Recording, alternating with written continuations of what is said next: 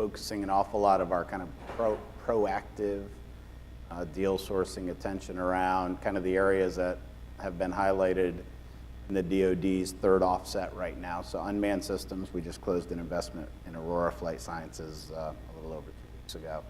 Any type of autonomous control related or autonomous analysis related software, any services kind of as an ancillary to the data analysis side of defense and intelligence community. Clearly cybersecurity is another area where we're focusing the bulk of our time and attention. Anything that is, to Peggy's point, helping the client community more effectively solve their mission with the application of technology or with the technology itself, if it is a company that has its own. We like technology. We don't do commodity or consumer well. I mean, we just don't get it, so we never would have invested in Facebook. So we're much stronger in high-performance computing. We've got a space company. It's, it used to be $2 billion to put up a satellite. Now it's $2 million or $5 million, and so that's really interesting space. It's moving quickly. We have a company that's reduced a mass spectrometer to a handheld device. Just really interesting people that have good ideas. Since, call it 95, we might call it the internet. What that technology wave has done is it's been very efficient in getting rid of middlemen. And middlemen exist in just about every sector out there. And it's hit the obvious ones. Amazon, will sell your book directly. You don't have to have a brick and mortar bookstore. A whole bunch of simple ideas like that. What it hasn't hit yet, and what we think sort of the next wave that it's approaching, is three big sectors. So we like things that are big markets, that are going through big change, that have big incumbents that are really sleepy, and that don't have the talent or the wherewithal to actually compete with doing things very quickly. So we think number one is the business of healthcare, sort of the business side of healthcare, how you interact if you're a doctor with your patient, how the payer, which could be an insurance company or the company that's self-insured, interacts within that entire system.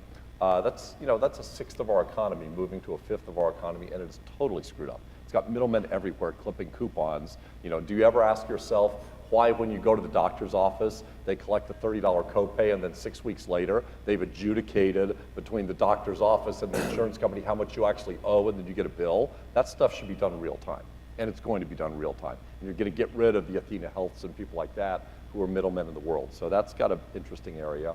The second area we like is education, higher education in particular. We think that there are 2,000 four-year schools, 2,000 two-year schools out there. I think 400 to 500 of those will be gone in the next 10 years.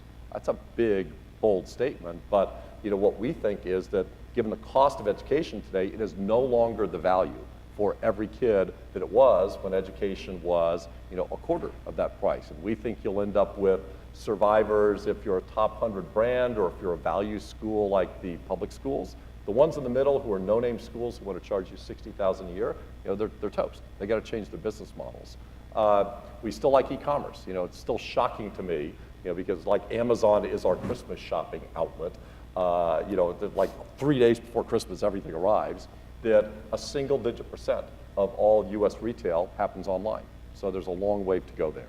So we look at it from a sector perspective and ask, what are the big changes that are coming in the next 10 or 15 years? We like to try to find inefficiencies, and fortunately the government marketplace is rampant with those. The whole overall concept of trying to take initiatives to build software from scratch across the government and to spend hundreds of millions of dollars to create something that already exists in the commercial world. We, unlike a lot of private equity firms, are very comfortable in the interplay between the commercial environment and the government environment, and a lot of our portfolio companies spend time in both. And it's not easy to do, but I think done the right way, there are a lot of good rationale to be able to do that. So we've got investments around case management software that is used both in the private sector and public sector, and trying to put that throughout the government. We've got a geospatial analytics company that serves equally in the government and commercial marketplace, and all areas around data analytics, cybersecurity.